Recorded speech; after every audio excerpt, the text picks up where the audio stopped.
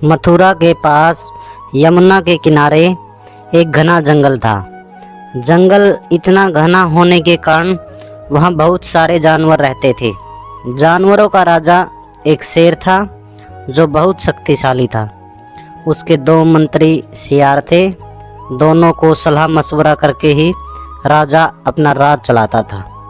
जंगल जहाँ समाप्त होता था उसके पास ही बड़ा रास्ता था।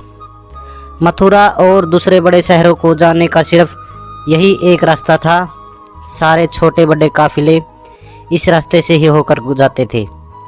एक बार बरसात के दिनों में एक काफिला वहां से गुजर रहा था।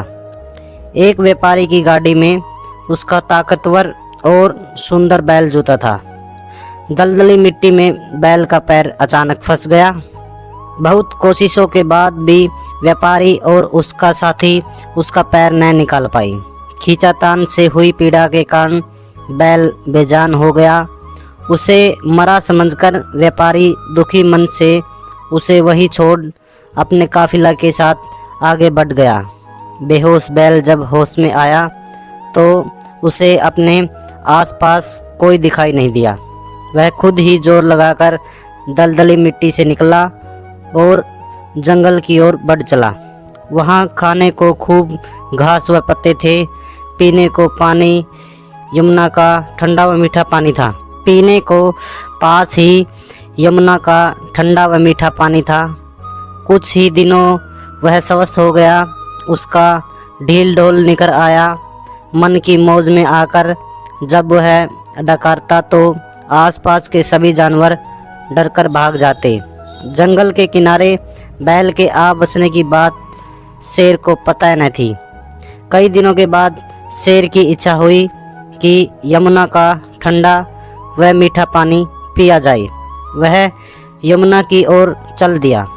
तट पर पहुंचने से पहले ही उसे बैल का गंभीर नाद सुनाई पड़ा। यह कैसी गर्जना है, कैसा स्वर है।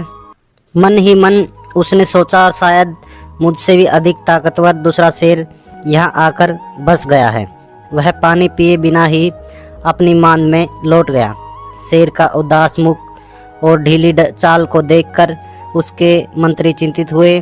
सियार ने दूसरे से कहा, लगता है महाराज बिना पानी पिए ही लौट आए हैं। पता नहीं क्या कारण है, हमें जान लेना चाहिए। इस पर दूसरा सियार बोला, यह हमारा काम नहीं है। दूसरों के मामले में पड़ना बेवकूफ़ी है। दोस्तों, आपको यह वीडियो कैसी लगी हमें कमेंट करके ज़रूर बताएं और ऐसी ही हिंदी कहानियों के लिए हमारे चैनल को ज़रूर सब्सक्राइब करें। धन्यवाद।